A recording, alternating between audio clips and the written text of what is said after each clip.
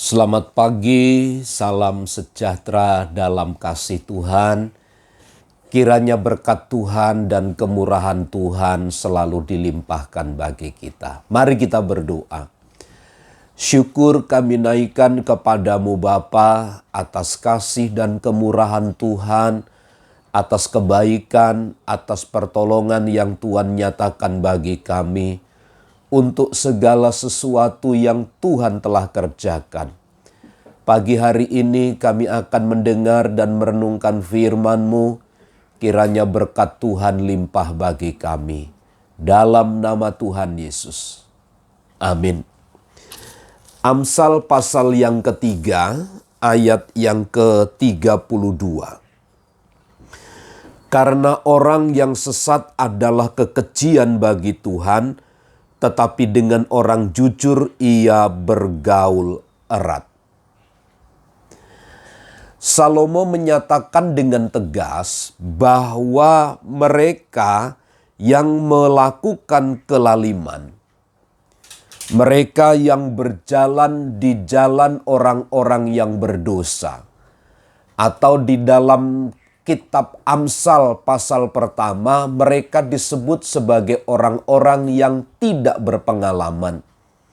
Mereka adalah orang-orang yang berdosa. Mereka adalah yang menempuh jalan-jalan sesat.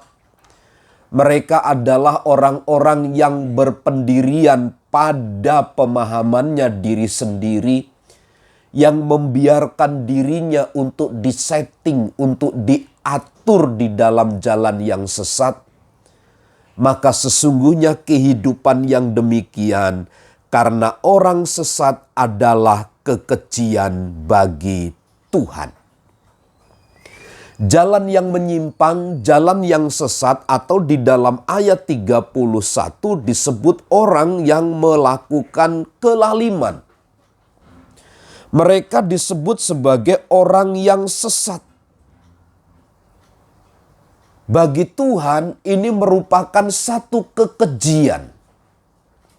Artinya sesuatu yang sama sekali tidak berkenan kepada Allah atau merupakan sesuatu yang dibenci oleh Tuhan.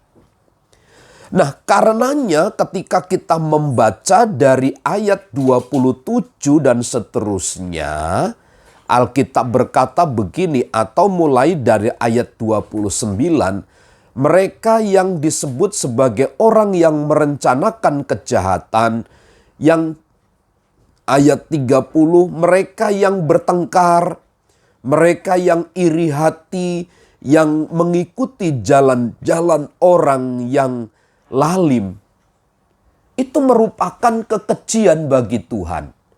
Segala sesuatu yang bertolak belakang dengan kebenaran, atau yang berjalan di dalam kesesatan, sesungguhnya itu adalah kekejian di mata Tuhan. Dan Tuhan tidak berkenan tentunya kepada orang-orang yang demikian. Lihat saja, karena orang yang sesat adalah kekejian bagi Tuhan, tetapi orang jujur ia bergaul erat. Bagi orang yang jujur, bagi orang yang tulus, hidup mengikuti perintah dan ketetapan Tuhan. Alkitab berkata, Tuhan bergaul erat.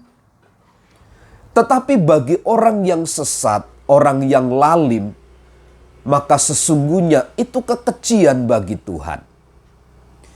Karenanya ada satu pembedaan menurut saya, pembedaan ini cukup besar.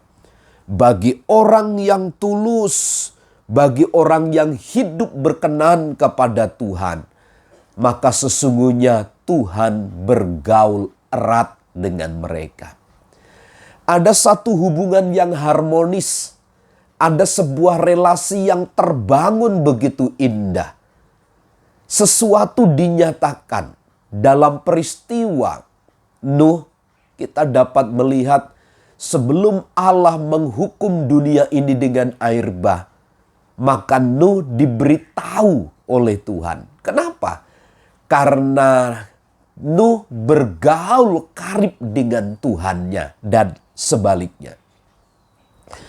Segala sesuatu diberitahukan kepada Nuh dan kepada orang-orang yang lain yang hidupnya jujur, yang hidupnya tulus, mereka yang berpegang pada kebenaran. Karenanya satu kesempatan yang baik bagi kita, mari kita tetap tinggal di dalam kebenaran dan nikmatilah Tuhan bergaul erat dengan kita. Tuhan memberkati.